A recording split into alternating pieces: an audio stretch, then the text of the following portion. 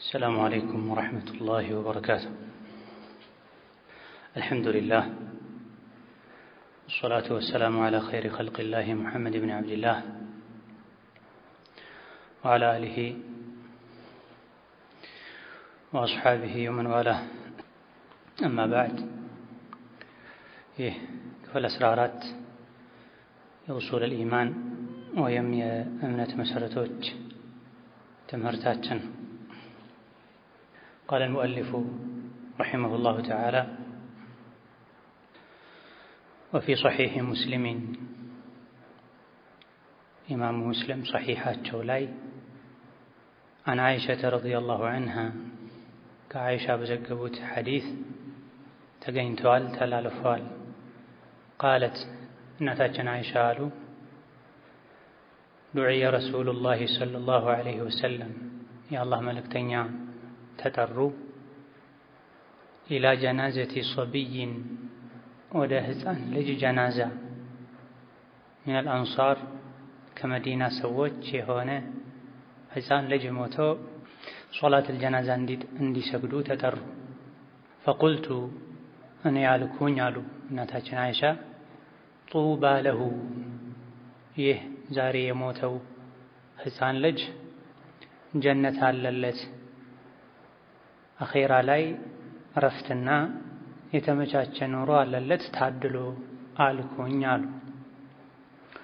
وعصفور من عصافير الجنة، يهزان زاري يموتو هزان كجنة ارقبوج آوافنا براري وش محل عندو يهونال، مكنياتهم لم يعمل سوءا مدفو سرا سرتو آيوكم، ولم يدركه ወንጀልንም አላገኘም፣ ወንጀል የሚሰራበት እድሜ አልደረሰም፣ ወንጀል ምን እንደሆነም ሳያውቅ ነው የሞተው አልኩኛ። فقال ነብዩ ሰለላሁ ዐለይሂ ወሰለም አሉ: أو غير ذلك يا عائشة، عائشة ሆይ ከዚህ ውጭ የሆነ ሌላ ንግግር ብትናገሪ አይሻልም ነበር? ነገሩ ከዚህ ተቃራኒ ነው። ኢነላህ አላህ خلق للجنة أهلا، ለጀነት ነዋሪዎችን ወራሾችን ፈጥሯል። خلقهم لها ለሷ ፈጥሯቸዋል። وهم في أصلاب آبائهم የአባቶቻቸው የወላጆቻቸው ጀርባ ውስጥ ያሉ እነዚህ የጀነት ናቸው ብሎ አዘጋጅተዋል። وخلق للنار ለእሳትም ፈጥሯል አህለን ነዋሪዎችን። خلقهم لها ለእሳት ፈጥሯቸዋል። وهم في أصلاب آبائهم የወላጆቻቸው ሱልብ ላይ ጀርባ ላይ ያሉ ገና ሳይፈጠሩ አዲስ እንደተፈጠረ ወንጀል ሳይሰራ የሞተ ሕፃን ልጅ ስለሆነ ነው አንቺ ታድሎ የጀነት እርግብ የጀነት ሰው እያልሽ ነው። አላህ ግን ገና ወደ እናት ማህፀን ሳይሸጋገሩ በፊት የወላጅ አባታቸው ጀርባ ላይ የዘር ፈሳሽ ያሉ ከዛ በፊትም እነዚህ የጀነት ናቸው እነዚህ የጀሃነም ናቸው ብለዋልና እርግጠኛ ሆነሽ የጀነት እርግብ ነው ጀነት ላይ የበረረ ፍራፍሬዎችን የበላ ይኖራል ታድሎ አትበያ።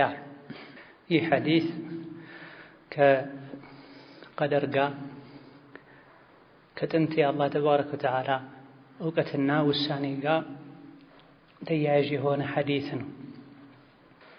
አይሻ ረዲየላሁ ዐንሃ ሕፃን ልጅ ሞቶ የአንሷር የመዲና ሰዎች የሱሐባ ልጅ የሆነ ሕፃን ልጅ ሞቶ ነብዩ ሰለላሁ ዐለይሂ ወሰለም ሶላተል ጀናዛ ለመስገድ ሲጠሩ ሟቹ ሕፃን በመሆኑ ብቻ ታድሎ የጀነት ሰው ነው አሉ። ዱንያ ላይ ረጅም ጊዜ ኖሮ ወንጀል ባለመስራቱ ብቻ ዱዓ ረሱሉላህ ሰለላሁ ዐለይሂ ወሰለም ኢላ ጀናዘቲ ሰቢይ ብለው ማለት ጡት የሚጠባ ሕፃን አሊያ ደግሞ 10 ዓመት ያልሞላው ሕፃን ልጅ ማለት ነው። ከዛ ካለፈ ጉላም ነው የሚባለው። አንዳንዴ ሶቢይ የሚሉት ጡት ለሚጠቡ ሕፃናት ነው፣ ወይም ገና ጡት እየጠባ ያለ ሕፃን ነው። አሊያ ደግሞ 8 ዓመት 9 ዓመት አካባቢ እድሜ ያለው ሕፃን ልጅ ነው። ሕፃናትም ላይ ቢሆን ሶላተል ጀናዛ ይሰገዳልና መዲና ላይ ሰው ሲሞት ለነቢይ ይነገራቸው ሄደው ይሰግዱ በነበረው መሰረት ሕፃን ልጅ ሞተዋል፣ ጀናዛ ይስገዱ ተብሎ ለነቢይ ሰለላሁ ዐለይሂ ወሰለም ተነገራቸው። ለነቢይ ሲነገራቸው አይሻ እዛ ቦታ ላይ ነበሩና ፈቁልቱ ጡባ ለሁ ዑስፉሩ ሚን አሷፊሪ አልጀና። ጡባ ብሎ ማለት ጀነት ማለት ነው። ጡባ ማለት ጀነት ማለት ነው። ከጀነት ስሞች መሃል አንዱ ነው ጡባ። ወይም ደግሞ ጀነት ውስጥ የሚገኝ በጥላው ስር ፈረሰኛ 100 ዓመት እንኳ ቢጓዝ ጥላው ሊያልቅ የማይችል ግዙፍ ትልቅ የጀነት ዛፍ ነውም ተብሏል ጡባ ማለት። እንደዚሁ ደግሞ ያማረ ህይወት ማለት ነው። ደስታ፣ ሰላም ማለት ነው። አንድ ቃል ይሄ ሁሉ ትርጉም አለው። ጡባ ለሁ ታድሎ ጀነት አለለት። ጀነት ውስጥ የሚገኘው ጡባ የሚባለው የጀነት ዛፍ አለለት። አኺራ ላይ የሰላም የደስታ የረፍት ህይወት አለለት። ምክንያቱም ለም ያዕመል ሱአን ወለም ዩድሪኩ ጭራሽ አላህ የሚጠላውን መጥፎ ስራ ሰርቶ አያውቅምና፣ ወለም ዩድሪኩ አልደረሰበትምም። ወንጀል መጥፎ ስራ ህፃኑ ላይ አልደረሰበትም፣ ህፃኑም ወደ ወንጀል አልደረሰም። ህፃን ከመሆኑ አንፃር ወንጀልን አያውቅም፣ ተንኮል አይሰራም። በአንዳንድ ዘገባዎች ወለም የድሪ ቢሂ ተብሏል። ወለም ዩድሪኩ በሚለው ፋንታ ወለም የድሪ ቢሂ ጭራሽ ወንጀልንም አያውቅም ነበረ። ህፃናት እንደሚታወቀው ሸር ተንኮል የሚጀምሩት ከ10 ዓመት በኋላ ነው። ከዛ በፊት ባለው ውስጣቸው ንጹህ ነው። አንዳንድ ጥፋቶችን ሊያጥፉ ይችላሉ። ጥፋት መሆኑን ፈልገው አይሆንም። ብዙ ጊዜ ምንም እንኳ አሁን ላይ ሸር ተንኮል ከመብዛቱ የመጣ አዋቂዎች ከመበላሸታቸው የመጣ ከወላጆች ከታላቆቻቸው እያዩ ከ10 ዓመት በፊት ተንኮል ወንጀል የሚሰሩ ህፃናት ቢኖሩም ነገር ግን አላህ ዘንድ ወንጀለኛ የሚባለው አንድ ሰው ወንጀል መሆኑን አውቆ ማጥፋት ፈልጎ ሲያደርግ ነው። ሐዲስ ላይ ነቢያችን ሰለላሁ ዐለይሂ ወሰለም ሩፊዐል ቀለሙ ዐን ተላታ መላእክቶች የሚጽፉበት ብዕር ከ3 ሰዎች ላይ ተነስቷል፣ ታግዷል፣ አይጽፍም ብለው ከዚህ አንዱ ህፃን ለአካለ መጠን እስኪደርስ ድረስ የሚሰራው መጥፎ ስራ መላእክት አይጽፉበትም ብለዋል። ይሄን ታሳቢ በማድረግ ሶቢይ ነው በዛ ላይ የሞተው። ጡት የሚጠባ ህፃን ሊሆን ይችላል። 8 ዓመት 9 ዓመት አካባቢ እድሜ ያለው ህፃን ሊሆን ይችላልና ወንጀል አልሰራም፣ ታድሎ ጀነት አለለት፣ ሰላም አለለት። ጀነት ላይ ነፍሱ እንደ ዑስፉሮች እርግቦች እየበረረች የጀነት ፍራፍሬዎችን ትበላለች። ቅያማ እስኪቆም ከቤተሰቦቹ ጋር እስኪገናኝ ጀነት እስኪገባ ድረስ አሉ አይሻ። ይህ የእናታችን አይሻ ረዲየላሁ ዐንሃ ግምት ነበር። ነቢይ ግን ዓለይሂ ሰላቱ ወሰላም በዚህ አልተስማሙም፣ ይሄን አላጸደቁም። ፈቃለ ስለዚህም አሉ አወ ገይረ ዛሊከ ያ አይሸቱ አይሻ ሆይ ሌላ ነገር ብትናገሪ ሌላ ነገር ብትይ አይሻልም? ነገሩ ከዚህ በተቃራኒው ነው፣ እንዳልሽው አይደለም። አወ ገይረ ዛሊክ ነገሩ ከዚህ ውጪ ነው፣ አንቺ እንዳልሽው አይደለም። ምክንያቱም ኢነላህ ኸለቀ ሊልጀነቲ አህላ ለጀነት ነዋሪዎችን ወራሾችን ፈጥሮላታል። መቼ? ኸለቀሁም ለሃ ወሁም ፊ አስላቢ አባኢህም የአባቶቻቸው ጀርባ ላይ ያሉ። እንደሚታወቀው የሰው ልጅ ከዘር ፈሳሽ ነው የሚፈጠረው። የወንድ የዘር ፈሳሽ ደግሞ የሚኖረው የጀርባ አጥንት አካባቢ ላይ ነው። የኽሩጁ ሚን በይኒ ሱልቢ ወተራኢብ እንደሚለው ቁርአን። ሱልብ ማለት የወንድ ጀርባ ወገቡ ማለት ነው። ተራኢብ ማለት ደግሞ የሴት ልጅ ደረት አካባቢ ማለት ነው። ከአንገት እስከ ደረት አካባቢ ያለው የሰውነት ክፍል ተራኢብ ይባላል። ከሴት ከወንድ ልጅ የዘር ፈሳሽ ተቀላቅሎ ነው የሰው ልጅ የሚፈጠረውና ከወንድ ልጅ ሱልብ ከጀርባው፣ ከሴቶች ተራኢብ ከደረት ከአንገት ከጡት አካባቢ ምንጩ መነሻው ከሆነ የዘር ፈሳሽ ነውና የሚፈጠረው። በዋነኝነት አብዛኛው የዘር ፈሳሽ ከወንድ በመሆኑ ኸለቀሁም ፊ አስላቢ ወሁም ፊ አስላቢ አባኢህም ገና የአባቶቻቸው ሱልብ ላይ የዘር ፈሳሹ የወንዱ ጀርባ ላይ ያለም የጀነት ተብለው ተዘጋጅተዋል። ወኸለቀ ሊናሪ አህላ ለእሳትም ነዋሪዎች ተፈጥረዋል ተዘጋጅተዋል። ኸለቀሁም ለሃ ወሁም ፊ አስላቢ አባኢህ ወጥተው ወንጀሉን ከሰሩ በኋላ ሳይሆን ሁኔታው የሚወሰነው ገና የአባቶቻቸው ጀርባ ላይ ያሉ ሰማይና ምድር ከመፈጠራቸው በፊት ነፍሳቸው ሩሓቸው አላህ አናግሯት ከሱ ጋር አስተዋውቋታል። ያን የድሮ የተወሰኑት እነዚህ የጀነት ናቸው እነዚህ የጀሃነም ናቸው ብሏል። ካሁን ቀደም ባብራራ ነው መሰረት ያኔ እነዚህ የጀነት ስለተባሉ ምንም ሳይሰሩ ሰተት ብለው ጀነት ይገባሉ።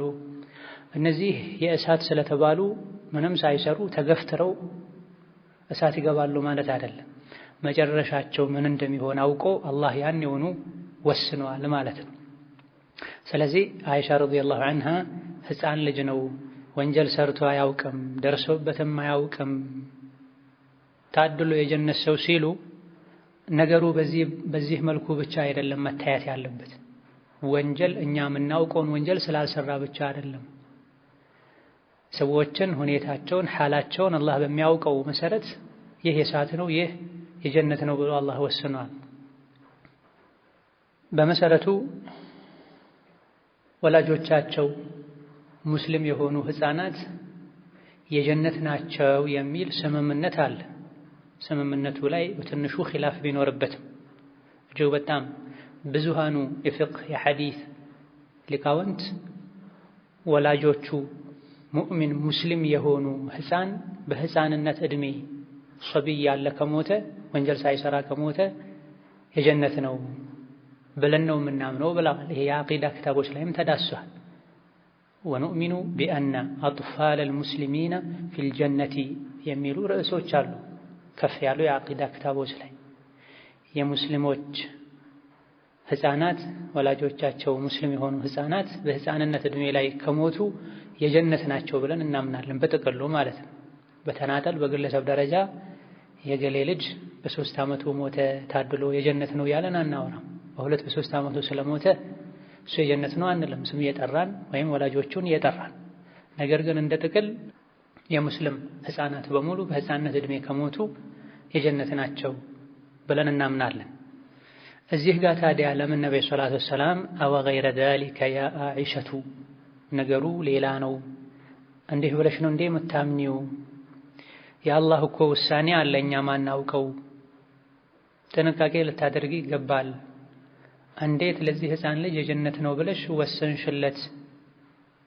ያሉበት ምክንያት ታዲያ ምንድን ነው ካለን ተአዲብ ነው ተብሏል። አይሻን አደብ ማስያዝ ፈልገው ነው። የአኺራ ጉዳይ ነው፣ የገይብ ጉዳይ ነው። በግለሰብ ደረጃ አኺራ ላይ የሚሆነውን አናውቅም። ከዚህ አንፃር አይሻ ቀደም እንዳይሉ በአኺራ ጉዳይ በግለሰብ ጉዳይ ፍርድ እንዳይሰጡ አይሻን አደብ ለማስያዝ ነው ነብይ ይሄን ያሉት እንጂ ነብዩላህ ኢብራሂም 7ኛው ሰማይ ላይ እስራና ሚዕራጅ ሌሊት ላይ ነብይ አይተዋቸዋል። ከዙሪያው የሙስሊም ህፃናት ከበውት ኢብራሂም ህፃናትን ሙስሊም በህፃንነት የሞቱ የሙስሊም ልጆችን ሲንከባከባየሁ ብለዋል። ለዚህም ነው ሶላተል ጀናዛ ላይ ለህፃናት ዱዓ ሲደረግ ወጀዐልሁ ፊ ከፋለቲ ኢብራሂም ይባላል። በኢብራሂም በነቢዩላህ ኢብራሂም ክብካቤ ስር አድርገው ኃላፊው አባቱ ኢብራሂም እንዲሆኑ አድርግ ይባላል። ሌሎችም ማስረጃዎች አሉ። ህፃናት ወላጆቻቸው ሙስሊም ከሆኑ የጀነት እንደሆኑ የሚያሳዩ የአባቶቻቸውን የወላጆቻቸውን ሃይማኖት እንደሚከተሉ የሚያሳዩ አንዱ ወላጅ ሙስሊም ሌላኛው ወላጅ ካፍር እንኳ ቢሆን ኢስላም ያሸንፋል በሚለው የበላይ ነው በሚለው ተኬዶ ሙስሊም የሆነውን ወላጁን ነው የሚከተለው። በብሔር በዜግነት በመሰል ነገሮች ዱንያ ላይ የሰው ልጅ አባቱን ሊከተል ይችላል። እንደ ኢስላም ግን አባቱ ካፍር ቢሆን እናቱ ሙስሊም እንኳ ብትሆን እናቱ እንኳ ሙስሊም የሆነችው እናቱ እንኳ ብትሆን ዱንያዊ በሆኑ ነገሮች እሷን የማይከተል ከመሆኑ ጋር በሸሪዓ አባቱ ሙስሊም ከሆነ ያለምንም ጥርጥር እሱ ሙስሊም ይባላል። እናቱ እንኳ ሙስሊም የሆነችው እሷ እንኳ ብትሆን ወጪ ማታደርግ በእሷ ስም ማይጠራ እንኳ ቢሆን ከወላጆቹ ውስጥ ሙስሊም የሆነውን ተከትሎ ሃይማኖቱ ይወሰናል። አልኢስላሙ ያዕሉ ወላ ዩዕላ ዐለይሂ እስላም የበላይ ይሆናልና እናቱ እንኳ ብትሆን ሙስሊሟ እሷን ተከትሎ ሙስሊም ይሆናል ነው የሚባለው። ስለዚህ የሙስሊም ህፃናት የጀነት ናቸው ብለን እናምናለን። አይሻን ለምን እዚህ ጋር ተቃወሟት ከተባለ መወሰኗን በግለሰብ ደረጃ ስም ጠርታ የህፃን ታድሎ የጀነት ነው ማለቷን፣ እንደዚሁ የገይብ የአኺራ ጉዳይ ይሄን ያክል መዳፈር ማያስፈልገው ከመሆኑ አንፃር፣ በሌላ በኩል ደግሞ የሙእሚን ልጆች የሙስሊም ልጆች ህፃናቶቻቸው በህፃንነት እድሜ ከሞቱ የጀነት ናቸውን የተባለው ይህ ዛሬ ሞተና ስገድበት የተባለው ህፃን ወላጆቹ ትክክለኛ እስላም ላይ ኢማን ላይ ሆነው ይሞታሉ አይሞቱ ኻቲማቸውን የሚያውቅ የለም። የህፃናት የአኺራ ሁኔታ ከወላጆቻቸው እምነት ጋር ኢማን ጋር የተያያዘ ነውና በጥቅሉ ነው የሙእሚኖች የሙስሊሞች ህፃናት የጀነት ናቸው የምንለው። በግለሰብ ደረጃ ስም ያነሳን እሱ የጀነት ነው ካለን የወላጆቹ ማንነት መጀመሪያ መታወቅ አለበት። ስለዚህ በተናጠል የህፃናት ሙስሊምን እንኳ ቢሆን የጀነት ናቸው አንልም። በጥቅሉ ግን ሲባ ላይ ሲገር ላይ የህፃንነት እድሜ ላይ የሞቱ ወላጆቻቸው ወይም ከሁለቱ አንዱ ሙስሊም የሆኑ ህፃናትን የጀነት ናቸው እንላል። ምንም ወንጀል ያልሰራ ህፃንን እንኳ የጀነት ነው አትበይ ካሉ ነብዩ ሰለላሁ ዐለይሂ ወሰለም ከዛ ከፍ ብሎ ኸይርም ሸርም የሚሰራበት እድሜ ላይ ኖሮ የሞተ ሰው ወይም በህይወት ያለ ሰው ጥሩ ሲሰራ ስላየም ብቻ ታድሎ እሱ የጀነት ነው የጀነት ሙሽራ ነው ኢላ ገይሪ ዛሊክ አንልም። ጅህልና ነው።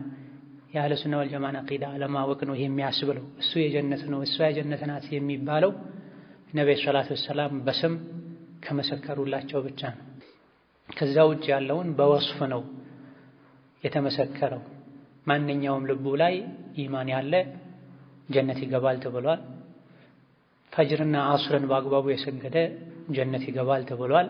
ጥቅል የሆነ ለሙእሚን ሁሉ የሚሰጥ ተስፋ ነው። በዚህ መልኩ ማንኛውም ሙእሚን ሙስሊም ዞሮ ዞሮ እስካላሻረከ ድረስ ዞሮ ዞሮ መግቢያው ጀነት ነው እንላለን። በግለሰብ ደረጃ ግን እሱ የጀነት ነው እሷ የጀነት ናት የምንለው ነቢዩ ዓለይሂ ሰላቱ ወሰላም ስም ጠርተው እሱ የጀነት ነው ካሉ ነው። አስሩ የጀነት ሰዎች አቡበክር፣ ዑመር፣ ዑስማን፣ አሊ፣ ጠልሓ ኢላ ገይሪ ዛሊክ አይሻ፣ ዑካሻ በስም የተነገረላቸው አሉ። እነዚህን በስም ከዚያ ውጭ ያሉትን በጥቅሉ ኢማንን ተውሂድን ይዞ የሞተ የጀነት ነው ጀነት ይገባል ብለን ተስፋ እናደርጋለን እንላለን በወስፍ ማለት ነው። وعن ابن عمر رضي الله عنهما عبد الله بن عمر الله መልካም ስራቸውን ይወደድላቸውና قال قال رسول الله صلى الله عليه وسلم የአላህ መልእክተኛ ብለዋል አሉ ኩሉ ሸይኢን ሁሉም ነገር ሰዎች ዘንድ ያለ ምድር ላይ ያለ ነገር በሙሉ ቢቀደሪን በአላህ ውሳኔ እውቀት ፍላጎት መሰረት ነው የሚሆነው። አላህ ሽቶት አውቆት ጽፎት ፈቅዶት ነው የሚሆነው። ሐታ العجز ስንፍናና ሽንፈት ወልከይሱ ንቃትና ብልጠትም ሳይቀራል። ሐታ العجز ስንፍናና ሽንፈት ደካማነት ወልከይሱ ንቃትና ብልጠትም ጭምር ይሄም ሳይቀር በቀደር ነው። አላህ ተባረከ ወተዓላ የሚያውቀው የጻፈው የወሰነው ነገር ነው። ረዋሁ ሙስሊም ዘግበውታል። ኩሉ በሚለው አጥፍ ተደርጎ አልዐጅዙ ወልከይሱ ማለት ይቻላል፣ እንደ ኢዕራብ ማለት ነው። ሸይኢን በሚለው አጥፍ ተደርጎ ደግሞ አልዐጅዚ ወልከይሲ ማለትም ይቻላል። ሁለቱም ያስኬዳል። ሐዲሱን ኢማም ሙስሊም ኢማም ማሊክ ተዘግበውታል። አንዳንዶቹ የሱና የሐዲስ መዛግብት ላይ ሐታ አልዐጅዚ ወልከይሲ ተብሎ ضبط ተደርጓል። አንዳንዶች ላይ አልዐጅዙ ወልከይሱ ተብሏል። አልዐጅዙ ከተባለ ኩሉ በሚለው አጥፍ ተደርጎ ነው። ዐጅዚ ከይሲ ከተባለ ደግሞ ሸይ በሚለው አጥፍ ተደርጎ ነው። ኩሉ ሸይእን ቢቀደር፣ ሁሉም ነገር በአላህ ውሳኔ መሰረት ነው የሚሆነው። ሰዎች በአንድ ቀን ውስጥ ሊስቁ፣ ሊያለቅሱ፣ ሊከፉ፣ ሊደሰቱ፣ ያልጠበቁት ቦታ ሊሄዱ፣ ካልጠበቁት ሰው ጋር ሊገናኙ፣ ብዙ ነገር ሊያጠፉ፣ ብዙ ነገር ሊያስተካክሉ ይችላሉ። ይሄ ሁሉ በድንገት የሆነ ነገር የለም። አላህ ተባረከ ወተዓላ አውቆት፣ ጽፎት፣ ሽቶት፣ ፈቅዶት አስገኝቶት ነው የሚሆነው። በድንገት ከገሌ ጋር መንገድ ላይ ተገናኘን ይላሉ። ኢልተቀይቱ ቢሂ ሱድፈተን። ይሄ በሁለት መልኩ ይታያል። ይሄ በድንገት ነው የሆነው ከሆነ ያልነው ስተት ነው፣ አላዋቂነት ነው። በድንገት የሚሆን ነገር የለም። ለኔ ድንገት ሆነ፣ ለሱም ድንገት ሆነ፣ ሳናቅት ተገናኘን ከሆነ ይሄ ቃሉ ችግር የለውም። ኢነመል አዕማሉ ቢንኒያት። በድንገት ተገናኘን የሚለው ቃል አልመናሂ ለፍዝያ የሚባሉ ቃላቶች አሉ። በሸሪዓ የተከለከሉ የተጠሉ ቃላት ማለት ነው። በሱድፋ ተገናኙ። ሱድፋ ማለት ሳይታቀድ በድንገት የተከሰተ የሆነ ነገር ማለት ነው። ምድር ላይ የሚሆን ነገር በሙሉ በድንገት የሚሆን ነገር የለም። ከሱ አንፃር ከመሆኑ አንፃር አላህ አውቆት ሽቶት ፈቅዶትን ይሆን። ለኛ ግን ቀድመን ስላልተቀጣጠረን ስላልጠበቀን ለኔ ድንገት ሆነ ልንል እንችላለን።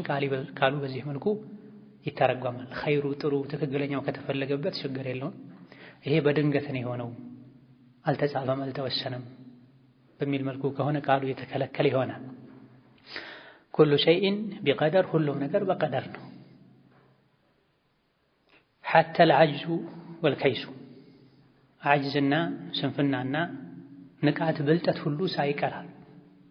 አንዳንድ ሰው ዓጅዝ ሊሆን ይችላል፣ ሰነፍ፣ ደካማ፣ የሚሰላች፣ ሁሉን ነገር ነገ በኋላ እያለ የሚያሳልፍ፣ በርዶኛል፣ ሞቆኛል፣ ደክሞኛል፣ ዛሬ አልችልም እያለ የሚያሳልፍ ሰው አለ። የዲኑንም የዱንያውንም ጉዳይ 20 ዓመቱ ላይ በነበረበት ሁኔታና ደረጃ ላይ 40 ዓመት የሚሆነው ሰው አለ። 50 ዓመት የሚሆነው ሰው አለ። እሱ ጋር የሚያድገው ምላሱ ብቻ ነው። ሌላ አቅሉ አያድግም፣ አስተሳሰቡ አይጨምርም፣ ዱንያውን አያስፋፋም፣ እውቀቱን አይጨምርም፣ ከሆዱ ውጭ ሌላ ነገር አያስብም። ለሰው ልጅ አላህ ትልቅ አቅም ሰጥቶታል። ምድርን ዘርግቶለታል።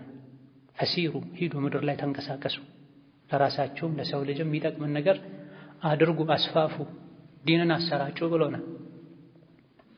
ይሄን ማድረግ የሚችለው የዓጅዝን፣ የስንፍናን፣ የመሰላቸትን ካባ ከላዩ ላይ አውርዶ መጣል የቻለ ሰው። አማ ሰነፍ የሆነ ደካማ የሆነ ሰው፣ ሞቀኝ በረደኝ የሚል ሰው ከቁም ነገር ሊደርስ አይችልም። ነቢያችን ሰለላሁ ዐለይሂ ወሰለም ከብዙ መጥፎ ነገሮች አላህን ጠብቀኝ ይለው ነበር። ከዚህ አንዱ ዓጅዝ ነው። ወአዑዙ ቢከ ሚነል ዓጅዚ ወልከሰል ይለው ነበር። ዓጅዝ አልችልም የሚል ስሜት ማለት ነው። ከሰል ማለት ደግሞ ከመቻል ጋር እድሉ ከመኖሩ ጋር በኋላ አድርጓለሁ ነገ አድርጓለሁ ያሉ መስነፍ መሰላቸት ማለት ነው። መፍራት ማለት ነው። እጃቸው እንዳይቆሽ፣ ጉልበታቸው እንዳይዝል፣ ከአልጋ እንዳይወርዱ በመፈለግ ብቻ ትንሽ ጊዜ ቆሸው መታጠብ እየቻሉ ትንሽ ጊዜ ለፍተው ረጅም ማረፍ እየቻሉ ስንፍናን አስቀድመው ሁሌ የበታች ሆነው የሚኖሩ ሰዎች አሉ። ቁርአን ለምን አትሐፍظም? አልችልም፣ ይከብደኛል፣ በኋላ ረሳዋለሁ፣ ሙራጃዓ ማድረግ አልችልም። ዒልም ለምን አትማሩም? ቦታው ሩቅ ነው፣ ታክሲ መጋፋት አልችልም፣ ሙቀት ሰዓት ላይ ፀሐይ ያቃጥለኛል፣ ብርድ ላይ ቅዝቃዜ አልችልም እያሉ ከኸይር ወደ ኋላ የሚሉ ሰዎች ሰርተው መብላት ማብላት ቤተሰባቸውን መጦር እየቻሉ መሸከም አልችልም፣ ማረስ አልችልም፣ መላላክ አልችልም፣ ዕቃ ዙሬ መሸጥ አልችልም እያሉ እጃቸውን ወደ ሰው ልጅ ይዘረጉዋል። ሰው ሲሰራ እነሱ ይተኛሉ። ሰው ያበሰለውን የሰበሰበውን ሲበላ ካንተ ጋር ካልበላሁ ይላሉ። ይሄ ምክንያቱ አጅዝ ነው። ወላ ተዕጂዝ ብለዋል ነቢ ሰለላሁ ዐለይሂ ወሰለም። ሰነፍ አትሁን፣ አትሸነፍ፣ ትጋ፣ ጣር፣ ሰበብ አድርስ። ሁሉን ከማድረግህ ጋር ደግሞ ካልተሳካለህ ይሄኔ ቀደረ አላህ በል ብለዋል። ምንኛ ያማረ ሙሉ የሆነ ዲን ያለን፣ ነገር ግን በጀህልናችን ነገሮችን እናበለሻሻለን። አላህ ነዋ ድሃ ያደረገኝ፣ አላህ ነዋ ጃሂል ያደረገኝ ይላል። እንዲህ አትበል ያሉ ነብዩ ሰለላሁ ዐለይሂ ወሰለም። የምትችለውን ሁሉ አድርግ፣ ሰነፍ አትሁን፣ ጣር፣ ልፋ፣ አስባቡን አድርስ። ይሄን ሁሉ አድርገህ ካልተሳካለህ ቀደረ አላህ በላሉ እንጂ እጅህን አጣጥፈህ ቁጭ ብለህ ቀደረ አላህ በል የሚል ዲን የለም። ጃሂል ነው እንደዚህ የሚለው። ሐታ العجز ስንፍናና ሽንፈትም ቢሆን ተቀድሮ ነው አሉ። ሰነፍ እንደሚሆን እንደሚሸነፍ ለእንቅልፍ ለረፍት ቅድሚያ እንደሚሰጥ ታውቆ ተጽፏል ማለት ነው እንጂ አላህ ስለጻፈበት በተጻፈው መሰረት ተገዶ ሰነፍ ይሆናል ማለት ፈጽሞ አይደለም። ሶላተል ጀማዓ ሄደህ ስገድ አልችልም፣ ሒጃብ አድርጊ፣ ጅልባብ አድርጊ፣ ንቃብ አድርጊ አልችልም፣ ይከብደኛል፣ ያፍነኛል፣ አይመቸኝም ይላል። ከዛ ቀድሮብኝ ነው ይላል። ሶላት ስገዱ፣ አዳን ስትሰሙ መስጂድ ሄዱ፣ ሴት ልጅ ሆይ ሒጃብ አድርጊ፣ ከፍ ያለ ጫማ አድርገሽ የሰውነትሽን እንቅስቃሴ ያሳየሽ ድምፅ ያሰማሽ አትሂጂ ብሎ ከልክሏል። አስገድዶ ቀድሮብንም በሌላ በኩል አታድርጉ ብሎ ሊከለክለን አይችልም። ይሄ ዙልም ይሆናል። አላህ ደግሞ ማንንም አይበልምም አይበድልም። ዐጅዝም ጭምር በቀደር ነው ማለት እገሌ ዓጅዝ ይሆናል፣ ሰነፍ ይሆናል፣ አይተጋም፣ ንቁ አይሆንም ተብሎ ተጽፏል። ሓሉ ታውቆ ማለት ሁኔታው ታውቆ ማለት። ከይስ ማለት ደግሞ ንቃት ብልጠት ማለት ነው። አልሙእሚኑ ከይሱን ፈጢን ተብሏል። ሙእምን ብልጥ ነው፣ ንቁ ነው፣ ፈጣን ነው። በአጭር ዕድሜ ብዙ ኸይር መስራት ይችላል። ለነገ አይልም፣ የዛሬን ዛሬ ይሰራል። ነገ ሊመጣም ላይመጣም ይችላል። ከመጣ ተጨማሪ ኸይር ነው፣ ትርፍ ነው። እሱ ራሱ ደርሶ ባይበላው ቀጣይ ትውልድ ይበላዋል፣ መንገደኛ ይበላዋል፣ አዋፎች ይበሉታል፣ አጅር አገኝበታለሁ ብሎ ይዘራል አስፍቶ። እጅህ ላይ ችግኝ ያለ ቅያማ ቆመ ቢባል ሳትተክለው እንዳትተው ብለዋል ነብዩ ሰለላሁ ዐለይሂ ወሰለም። ትከለው ብለው ኸይር ላይ ቆራጦች እንድንሆን የሚጠቅመን ነገር ሁሉ እንድናደርግ መክረውናል። ኢዳ ሁሉም ነገር በቀደር ነው፣ ስንፍናና ጉብዝናም ጭምር። እኔ በቀደር ሰነፎኛለሁ፣ እሱ በቀደር ጎበዝ ሆኖ ነው አንበል። የሚሆነው ነው እኮ አላህ ጻፈው ለማለት ነው። ይሄ የስንፍናን መንገድ ይመርጣል፣ ሰነፍ ይሆናል። ብዙ መልካም ነገሮችን አልችልም ያለ ይተዋል። ይሄ ደግሞ ወይም እሷ ደግሞ የጉብዝናን መንገድ ትመርጣለች፣ ብርቱ ትጉህ ይሆናል ተብሎ ተጽፏል ለማለት ነው። ይሄ በሁለቱም ነው፣ በአዱንያውም በአኼራው። ለአኼራችን መልካም ስራ እንደምንሰራው ሁሉ ለዱንያ ለመኖርም የሚያስፈልገውን ነገር ሁሉ ልንሰራ ልናደርግ ይገባናል። ሰው ላይ ሸክም ልንሆን፣ ሰነፍ ልንሆን፣ ረፍትን ልንመርጥ አይገባም። አብዝቶ ያረፈ አብዝቶ ወደ ኋላ ይቀራል። وعن قتادة رضي الله عنه قتادة الله መልካም ስራቸውን ይወደድላቸውና في قوله تعالى ነጌታችንን ቃል ቀጥሎ ያለውን ነጌታችን ቃል አስመልክተው ሲናገሩ تنزل الملائكة والروح فيها ተነዘሉ በብዛት ይወርዳሉ፣ አልመላኢከቱ የተከበሩ መላእክት፣ ወሩሑ የመላኢኮች አለቃ ጅብሪልም ፊሃ በለይለተል ቀድር ወደ ምድር ወደ መሬት ይወርዳሉ። ቢኢዝኒ ረቢሂም በጌታቸው ፍቃድ ጌታቸው ፈቅዶ አዞ መላእክት ወደ ምድር ይወርዳሉ። ሚን ኩሊ አምር ሁሉንም አይነት የአላህን ትእዛዝ ይዘው። ይሄን አንቀጽ አስመልክተው ቀታዳ ታዋቂው የተፍሲር ዓለም የሶሐባ ተማሪ ቃለ አሉ ዩቅዳ ፊሃ በለይለተል ቀድር ይወሰናል ማ የኩኑ የሚሆን ነገር በሙሉ ፊሰነቲ ባሉበት ዓመት ኢላ ሚስሊሃ እስከ ቀጣዩ ዓመት ድረስ የሚሆኑ ነገሮች በሙሉ በለይለተል ቀድር ነው የሚወሰነው። ረዋሁ ዐብዱረዛቅ ወእብኑ ጀሪር ዐብዱረዛቅና ኢብኑ ጀሪር ዘግበውታል። የተፍሲር የአታር ኪታቦች ናቸው ሁለቱም።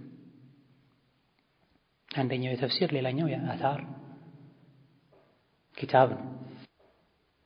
ቃለ ዩቅዳ ፊሃ ተነዘሉል መላኢከቱ ወሩሑ ፊሃ ቢኢዝኒ ረቢሂም ሚን ኩሊ አምር በዛች በለይለተል ቀድር በተከበረችዋ የረመዳን የመጨረሻ 10 ቀኖች ውስጥ የምትገኘዋ ምርጧ ሌሊት ዩቅዳ ፊሃ ብዙ መላኢኮች ይወርዳሉ። ሚን ኩሊ አምሪን ሁሉንም አይነት የአላህን ውሳኔ ይዘው ምድር ላይ የሚስተናገድን የሚሆንን። ይህ ማለት ምን ማለት ነው? ዩቅዳ ፊሃ በዛ ቀን ይወሰናል። ማ የኩኑ ፊሰና በዓመቱ የሚሆን ነገር በሙሉ ኢላ ሚስሊሃ እስከ ቀጣዩ ዓመት ድረስ የአንድ ዓመት ውሳኔ ይተላለፋል ማለት ነው። በለይለተል ቀድር ላይ የሚያገቡ፣ የሚወልዱ፣ ሐጅ የሚያደርጉ፣ የሚሞቱ፣ የሚሰደዱ ኢላ ገይሪ ዛሊክ በዛ ቀን ይጻፋል። ዓመታዊ ውሳኔ ይባላል። ይሄ ከዚህም የውሳኔ አይነቶች የተለያዩ እንደሆኑ ከአሁን ቀደም እንዳብራራ ነው ዕለታዊ፣ ዓመታዊ፣ ህይወታዊ ውሳኔ እንዳለ መግለጽ ነው የተፈለገው።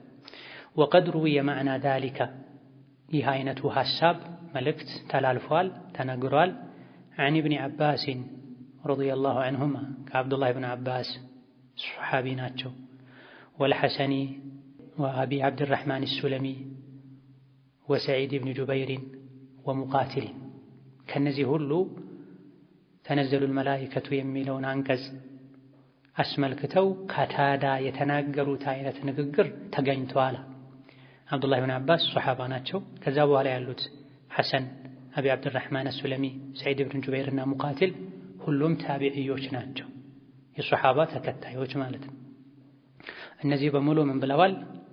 ተነዘሉል መላኢከቱ ወሩሑ ፊሃ ቢኢዝኒ ረቢሂም ሚን ኩሊ አምር ማለት በዛ ዕለት በዛች ሌሊት ብዙ መላኢኮች ጅብሪልም ጭምር ወደ መሬት ይወርዳሉ። ሚን ኩሊ አምሪን ሁሉንም አይነት የአላህን ውሳኔ ይዘው። ምን ማለት ነው? ሁሉንም አይነት ውሳኔ ማለት ዓመቱ ውስጥ የሚከሰቱ የሚከናወኑ የሰው ልጆችን የሚገጥሙ ነገሮችን በሙሉ በዛ ቀን አላህ ተባረከ ወተዓላ ይወስናል፣ ያስተላልፋል ማለት ነው የተፈለገው ብለው እነዚህ ሁሉ ተናግረዋል፣ ፈስረዋል። ሐጅ ማድረግ የፈለገ ለይለተል ቀድር ላይ አብዝቶ ዱዓ ሊያደርግ ይገባዋል። ትዳር የፈለገ ልጅ የፈለገ የተለያዩ ሓጃዎች ያሉበት ለይለተል ቀድር ላይ ሓጃውን አንስቶ አስባቦችን እያደረሰ በኢኽላስ በየቂን በመተናነስ አላህን ሊማጸን ይገባዋል። ለይለተል ቀድር ላይ እነ እገሌ ይሞታሉ ተብሎ ተወስኖ ሊሆን ይችላል። እነሱ ሌላ እቅድ ያወጡ ያድራሉ። እቅዳቸው ሊሳካ 1-2 ቀን ሲቀረው ለይለተል ቀድር ላይ የተወሰነ ውሳኔ ቀድሞ ወደ አኼራ ይሄዳል። ኢዛ ለይለተል ቀድር የዱዓ ሌሊት ነው። የዱንያ የአኼራን መልካም ነገር አላህን ተባረከ ወተዓላ ልንጠይቅ ይገባናል። ወዐን ኢብኒ ዓባስን ረዲየላሁ ዐንሁማ አብዱላህ ብን ዓባስ አላህ መልካም ስራቸውን ወዶ ይቀበላቸውና ቃለ አሉ ኢነላህ ኸለቀ አላህ ፈጠረ ለውሐን መሕፉዛ የተጠበቀ የተከበረ ለውሕን ሰሌዳን መጻፊያን ፈጠረ። ሚን ዱረቲን በይዳአ ከነጭ እንቁ ደፈታሁ ገጾቹ ዳርና ዳር ጎኑ ሚን ያቁተቲን ሐምራ ከቀይ ከተከበረ ድንጋይ የሆነ ቀለሙሁ ኑሩን ብዕሩ የሚጻፍበት ኑር ነው ብርሃን ነው። ወኪታቡሁ ኑሩን ውስጡ ላይ ያለው የተጻፈ ነገር በሙሉም ኑር ነው ብርሃን ነው። ዐርዱሁ ወርዱ ወይም የጎን ስፋቱ ማ በይነ ሰማይ ወልአርዲ ከሰማይ ምድር ያክላል። የንዙሩ ፊህ አላህ ተባረከ ወተዓላ እሱን ያየዋል። ኩለ የውሚን በየቀኑ 360 330 ነظራ እይታን ያየዋል። በየቀኑ 330 ጊዜ ይሄን መጽሐፍ ያየዋል አላህ ለውሐል መሕፉዝ ላይ የተጻፉ ነገሮችን። ፈፊ ኩሊ ነظረቲን በየቀኑ ከሚያያቸው እይታዎች ውስጥ በእያንዳንዱ እይታ ሚንሃ ከ330 እይታ ውስጥ በእያንዳንዱ እይታ ወይም ወደ ለውሐል መሕፉዝ ባየ ቁጥር የኽሉቁ ይፈጥራል አዳዲስ ፍጡሮችን፣ ወየርዙቁ ሲሳይ ሪዝቅ ይሰጣል፣ ወዩሕዪ ሕያው ያደርጋል፣ ወዩሚቱ በሌላ በኩል ሌሎች እንዲሞቱ ያደርጋል፣ ወዩዒዙ ክብር የሚገባቸውን ያከብራል፣ ወዩዚሉ ውርደት የሚገባቸውን የሚያዋርድ ሥራ የሰሩትን ያዋርዳል፣ ወየፍዐሉ ማ የሻእ በጥበቡ በእውቀቱ መሠረትም የሻውን ይሠራል። ፈዛሊከ ይህ ነው ቀውሉሁ ተዓላ ያላቀው የጌታችን ቃል ትርጉሙ ኩለ የውሚን ሁወ ፊ ሻን እርሱ አላህ ሁሌም ሥራ ላይ ነው የሚለው አንቀጽ ትርጉሙ ይህ ነው።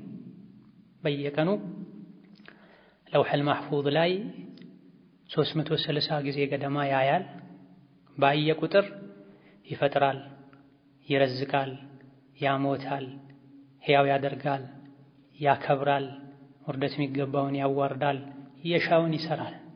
ኩለ የውሚን ሁወ ፊ ሻን ሁሌም ሥራ ላይ ነው ማለት ይሄ ነው። ነስአሉላህ አን ዩዕዘና ቢጣዓቲሂ ወላ ዩዚለና ቢማዕሲየቲሂ። ረዋሁ ዐብዱረዛቂ ወብኑል ሙንዚሪ ወጠበራኒዩ ወልሓኪሙ። ይሄን የዐብዱላህ ብኑ አባስን ንግግር እነዚህ ሁሉ የሱና የአታር የሐዲስ ዘጋቢዎች አስተላልፈውታል አሉ። ሰነዱ ላይ በተወሰነ መልኩ ከላም አለበት፣ ሶሒህ ነው ደዒፍ የሚል ኺላፍ አለ። በተለይ የለውሐል መሕፉዝን ዝርዝር ሁኔታዎች በተመለከተ ከምን ተፈጠረ፣ ገጾቹ ምን ይመስላሉ፣ መጻፊያውን ይመስላል የሚለው በዚህ መልኩ ዝርዝሩን የያዘ ትክክለኛ ሐዲስ የለም።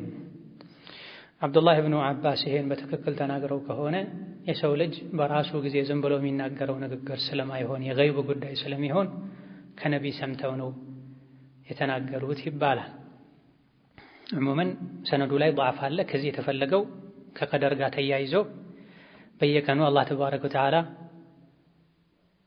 ይፈጥራል፣ ይረዝቃል፣ ይገድላል፣ ሕያው ያደርጋል፣ ክብር የሚገባውን የሚያከብር ሥራ የሠራን ያከብራል፣ የሚያዋርድ ሥራ የሠራን ያዋርዳል፣ ሁሌም ሥራ ላይ ነው የሚለው ክፍል ነው ከዚህ የተፈለገው። እስካሁን ስናያቸው የነበሩ ሐዲሶችን የሚጨምቅና ጥቅል ፍሬ ሐሳባቸውን የሚገልጽ የኢብኑል ቀይምን ንግግር አስከትለው አስቀምጠዋል። ቃለ ኢብኑል ቀይም አላህ ይዘንላቸውና አሉ ለማ ዘከረ ሃዚሂል አሐዲሰ እዚህ ጋር እስካሁን ስናያቸው የነበሩ ሐዲሶችን ወማ ፊ ማዕናሃ እዚህ ጋር የጠቀስናቸው ሐዲሶችን ማዕና ሐሳብ መልእክት የያዙ የተለያዩ ሐዲሶችን ካሰፈሩ በኋላ ቃለ ኢብኑል ቀይም አሉ ፈሃዳ ይህ መጨረሻ ላይ የተጠቀሰው በሳቸው ንግግር ሐዲስ አቀማመጥ መሰረት ፈሃዳ ይህ መጨረሻ ላይ የተጠቀሰው ሐዲስ ተቅዲሩን የውምዩን ዕለታዊውን ውሳኔ የያዘ ሐዲስ ነው አሉ። ከአሁን ቀደም እንዳየነው ዕለታዊ የሚባል ቀደር አለ፣ በየቀኑ የሰው ልጆችን የሚገጥሙ ነገሮች ማለት ነው። ወለዚ ቀብለሁ ከሱ በፊት ደግሞ ያለው ተቅዲሩን ሐውልዩን ዓመታዊ ቀደር ነው፣ ውሳኔ ነው። ወለዚ ቀብለሁ ከሱ ቀደም ብሎ የተጠቀሰው ደግሞ ተቅዲሩን ዑምርዩን ህይወታዊ የሰውን ልጅ በጠቅላላ ህይወት ውስጥ የሚገጥመውን የያዘ ሐዲስ ነው፣ የቀደር አይነት ነው። እንደ ተዓሉቅ ነፍሲ ብሂ ነፍስ ገና እሱ ላይ ስትንጠለጠል ከሱ ጋር ስትያያዝ ነፍስ ሲዘራበት የተወሰነ የተጻፈ ውሳኔ ነው። ወለዚ ቀብለሁ ከዛሊከ ከዛ በፊትም የተጠቀሰው ከዚሁ ጋር ተመሳሳይ ነው። عند أول تخليقه ለመጀመሪያ አንድ ተብሎ መፈጠር ሲጀምር ወከውኒሂ ሙድጋ የታኘከ ስጋ አንዴ ሊጎረስ የሚችል ስጋ የሚያክል ቅርጽ በሚይዝበት ጊዜ ስለሱ የሚጻፍ ነው የሚወሰን ነው። ወለዚ ቀብለሁ ከሱ ቀደም ብሎ ደግሞ ያለው ተቅዲሩን ሳቢቁን ቀዳሚ የሆነ ቀደርና ውሳኔ ነው። አላ ውጁዲሂ ገና ከመገኘቱ በፊት እናቱ ማፀን ውስጥ የዘር ፈሳሽ የረጋ ደም የታኘከ ስጋ መስሎ አክሎ ከመገኘቱ በፊትም የተገኘ ውሳኔ ነው። ላኪን ነገር ግን ባዕደ ኸልቅ ሰማዋት ወልአርድ ሰማይና ምድር ከተፈጠሩ በኋላ ነው ይሄ የሆነው። ወለዚ ቀብለሁ ከዛ በፊት ደግሞ ያለው ተቅዲሩን ሳቢቅ ቀዳሚ የሆነ የአላህ ቀደር ውሳኔ ነው። አላ ኸልቅ ሰማዋት ወልአርድ ሰማይና ምድርን ሳይፈጥር በፊት የሰው ልጅ እናቱ ማፀን ውስጥ ሲገኝ የሚወሰን የሚጻፍ ነገር አለ። እዚያ ደረጃው እንኳን ሳይደርስ ሳይገኝ በፊት ነገር ግን ሰማይና ምድር ከተፈጠሩ በኋላ የተወሰነ ውሳኔ አለ። ጭራሽ ደግሞ ከሰማይና ምድር መፈጠር በፊትም የተቀደረ አለ። ወለዚ ቀብለሁ ተቅዲሩን ሳቢቅ ቀዳሚ ቀደር ነው ውሳኔ ነው። አላ ኸልቅ ሰማዋት ወልአርድ ሰማይና ምድር ሳይፈጠሩ በፊት ቢኸምሲና አልፈ ሰነ በ50,000 ዓመት ቀደም ብሎ ሰማይና ምድር ሳይፈጠሩ ከ50,000 ዓመት በፊት የተወሰነ እኛን የሚመለከት ጉዳይ አለ ማለት ነው። የአላህ እውቀቱ ምን ያክል ጥልቅ እንደሆነ ሰፊ እንደሆነ ጥንታዊ እንደሆነ የሚያሳይ ወኩሉ ዋሂድን እያንዳንዱ ሚን ሃዚህ ተቃዲር ከነዚህ የቀደር አይነቶች ውስጥ ከተፍሲሊ የሚያብራራ ቀደር ውሳኔ ነው። ሚን ተቅዲር ሳቢቅ ከሱ በፊት ያለፈውን ከሱ ቀድሞ ያለውን የቀደር አይነት የሚያብራራ ነው። ሰማይና ምድር ሳይፈጠሩ በፊት የተወሰነው ውሳኔ ቀደር ከዛ በኋላ ያለው ቀደር ያብራራዋል። ከዛ በኋላ ደግሞ ያለውን እናት ማህፀን ውስጥ ኑጥፋ አለቃ ተኮኖ ሙድጋ ተኮኖ የተወሰነ ውሳኔ ያብራራዋል፣ ይዘረዝረዋል።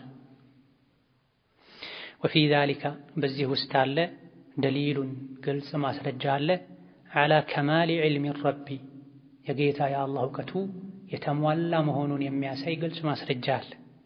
ወቁድረቲሂ ቁድራው ችሎታው አቅሙ የተሟላ እንደሆነ ወሕክመቲሂ ጥበቡ የተሟላ እንደሆነ የሚያሳይ ግልጽ ማስረጃ አለ።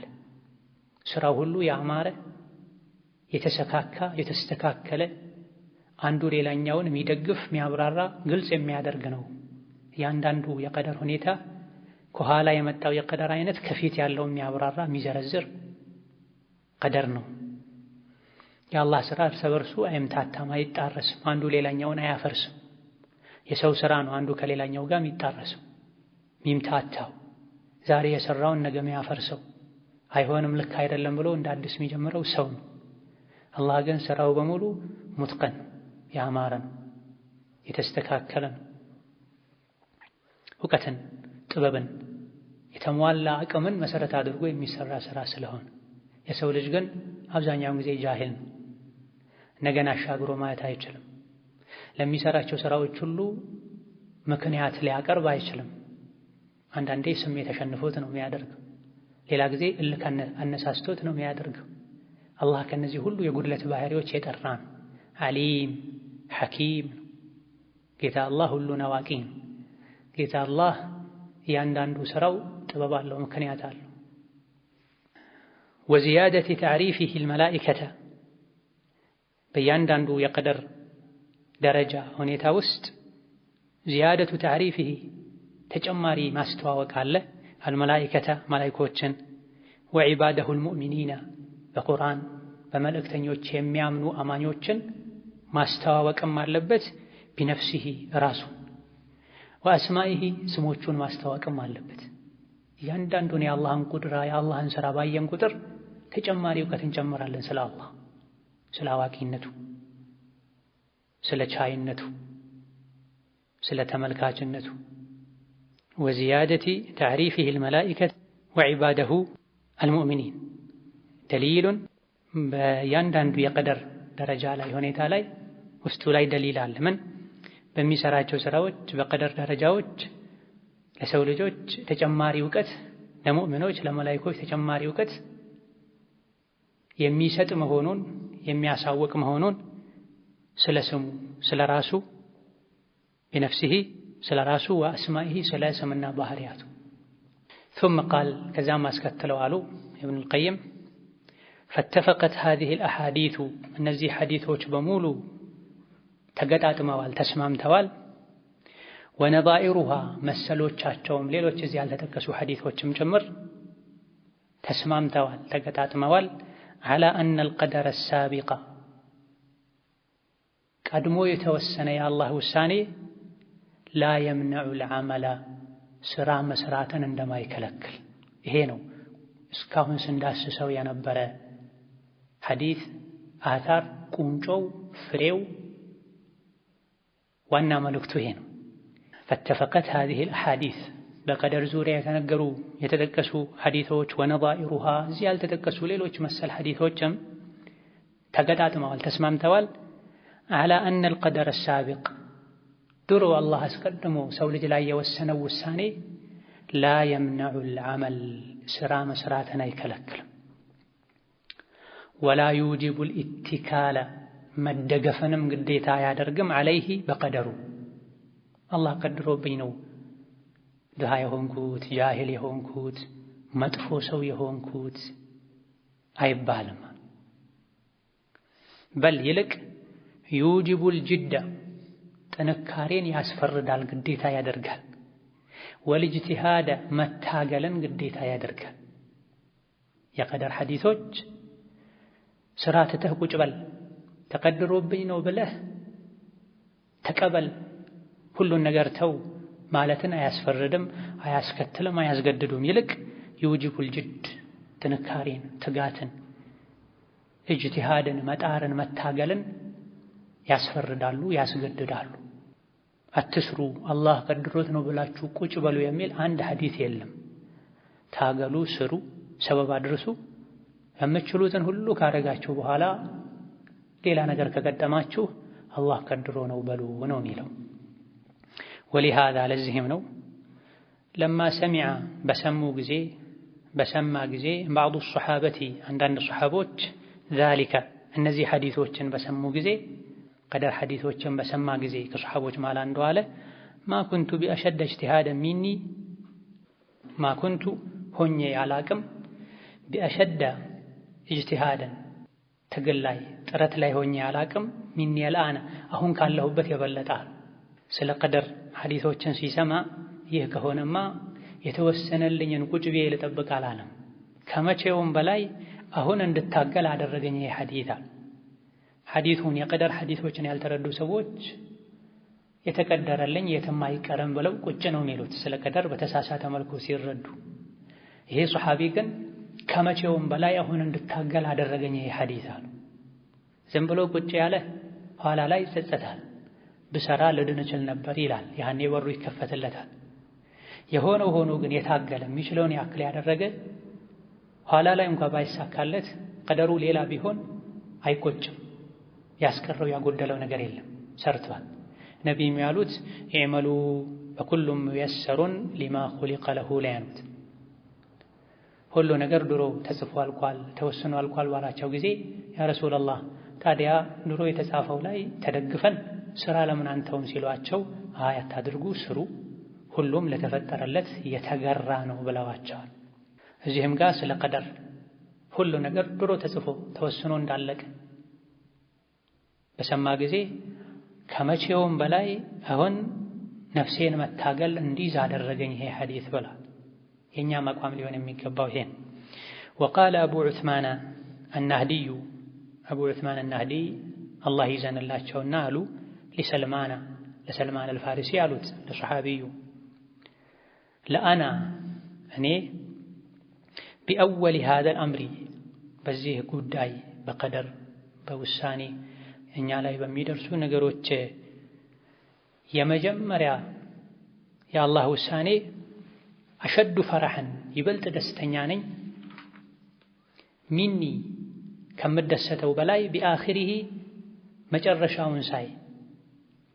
መጨረሻውን ሳይ ከምደሰተው በላይ ቀድሞ ድሮ አላህ በወሰነው ውሳኔ ይበልጥ ደስተኛ ነኝ። ወዛሊከ ይህ የሆነበት ምክንያት ሊአነሁ ኢዛ ካነ ከሆነ ቀድ ሰበቀ ለሁ ለሰው ልጅ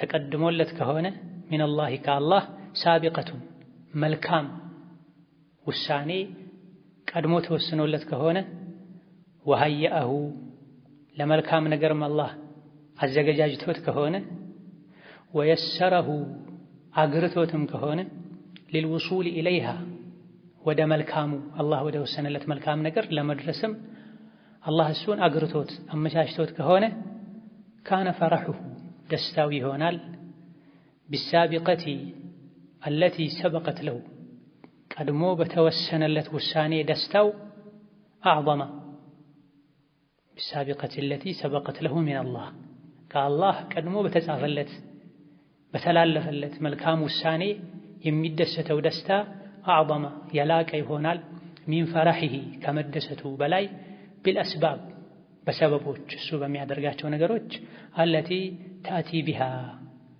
አላህ የወሰነለትን ውሳኔ ወደሱ የሚያመጡ ነገሮችን ማድረግ በመቻሉ ከሚደሰተው በላይ ቀድሞ አላህ መልካምን ነገር ለሱ በመክተቡ ይደሰታል። ይሄ የአቡ ዑስማን ናህዲ ንግግር ጥልቅ ንግግር ነው። ልንረዳው የኛም ጭምር አቋም እምነት ልናደርገው ይገባል። አቡ ዑስማን ናህዲ ስማቸው አብዱራህማን ኢብኑ መል ይባላሉ። አቡ ዑስማን ናህዲ ስማቸው አብዱራህማን ኢብኑ መል ይባላሉ። ታቢዒ ናቸው በማዕረግ ደረጃ። ነገር ግን በነቢይ ዘመን የነበሩ ሰው ናቸው። በነቢይ ዘመንም አምነው ተቀበለዋል እስልምና። ነገር ግን ከነቢይ ጋር አልተገናኙም። ሙኸድረም ናቸው ማለት ነው። ልክ እንደነ ነጃሺ፣ ወይሰል ቀርኒ መሰል በነቢይ ዘመን የነበሩ ያመኑ ግን ከነቢይ ጋር የመገናኘትን እድል ያላገኙ ሰዎች አሉ። አንዱ አቡ ዑስማን ናህዲ ናቸው። በዑመር ዘመን ነው ወደ መዲና የሄዱት። ረጅም ዕድሜን አላህ ሰጥቷቸው ኸይር ስራ ሲሰሩ የኖሩ ሰው ናቸው። እንደ ሂጅራ 95 ወይም 100ኛው ዓመተ ሂጅራ ላይ ሞተዋል። በጥቅሉ 130 ዓመት ኖረዋል። እስላምን ከመቀበላቸው በፊት 2 ጊዜ፣ እስላም ከተቀበሉ በኋላ 60 ጊዜ ሐጅ አድርገዋል። ቁርአን በመቅራት የሌሊት ዒባዳ በማድረግ ዱንያን ንቆ ቸላ ብሎ በመተው ዒልምን አብዝቶ በመማር የሚታወቁ ሰሓቢ ነበሩ። ሰልማን አልፋሪሲ ጋር ብቻ ለ12 ዓመት ተምረዋል። ሰልማን አልፋሪሲ ሰሓቢ ናቸው። ለነቢይ ቅርብ ሰው ናቸው። ሰልማኑ ሚና እሱ የኛ ቤተሰብ ነው ያሉላቸው ሰው ናቸው። ነብዩ ሰለላሁ ዐለይሂ ወሰለም ከሰልማን ብቻ 12 ዓመት አብረው ቆይተው ተምረዋል። ከሌሎች ሰሓቦችም ተምረዋል። ስለ ቀደር ሲሰሙ ለሰልማን ላስተማሪያቸው ምን አሉ? ለአነ ቢአወሊ ሃዛል አምር በዚህ ጉዳይ ይሄ በቀደር የሰው ልጅ ላይ በሚደርሱ የሰው ልጅን በሚጠብቁ ጉዳዮች ዙሪያ የመጀመሪያው የድሮው የአላህ ውሳኔ አሸዱ ፈረሐን ሚኒ ቢአኺሪሂ ሰርቼ ኋላ ላይ ከማገኘው በላይ ቀድሞ አላህ ዘንድ በተወሰነልኝ በድሮው ይበልጥ ደስተኛ ነኝ አሉ። ለምን ሲባል إذا كان قد سبق له من الله سابقة የሰው ልጅ ከአላህ መልካም ውሳኔ ቀድሞ ተወስኖለት ከሆነ وهيأه ካዘጋጀው ويسره للوصول إليها ወደ ወሰነለት መልካም ነገር ለመድረስም አላህ ግለሰቡን ካዘጋጀው የጀነት ነህ ብሎ ከትቦለታል። ለጀነት የሚያበቃውን መንገድ አግርቶለታል። ሶላቱን፣ ሰደቃውን፣ ጾሙን፣ ዱዓውን፣ ዚክሩን አግርቶለት ከሆነ كان فرحه بالسابقة التي سبقت له من الله ወደዛ የሚወስደውን መልካም ሥራ ለመስራት ከመታደሉ በላይ አስቀድሞ አላህ በወሰነለት ውሳኔ ሊደሰት ይገባዋል። ከምን ይልቅ من فرحه بالأسباب التي تأتي بها ቀድሞ የተወሰነለትን ውሳኔ ለማግኘት ከሚጓዘው ጉዞ ከሚሰራው መልካም ሥራ ይልቅ ቀድሞ በተወሰነለት ውሳኔ ሊደሰት ይገባዋል። የሆነው ሆኖ አላህ ተባረከ ወተዓላ የወሰነው ውሳኔ መፈጸሙ አይቀርም። የሰው ልጆችን ሁሉንም ወደ ኸይር ወደ ጀነት ተጣርቷል። መንገዱን አግርቷል። መስራቱን ወደዛ መሄድ የታደሉ ሰዎች አሉ። ወደዛ መሄድ ከመታደሉ የበለጠ የሚያስደስተው አስቀድሞ አላህ ተባረከ ወተዓላ ይሄን ነገር ላንተ መጻፉ ነው አሉ። አላህ ተባረከ ወተዓላ ኸይርን ከጻፈላቸው የተጻፈላቸውን ኸይር የሚያገኙበትን መንገድ መከተልም ካገራላቸው ባሮቹ ያድርገን። እነሆ አላ ኩሊ ሸይኢን ቀዲር ወቢልኢጃበቲ ጀዲር። የዛሬ ትምህርታችን በዚህ ያበቃል። አሰላሙ አለይኩም ወረሕመቱላህ ወበረካቱሁ።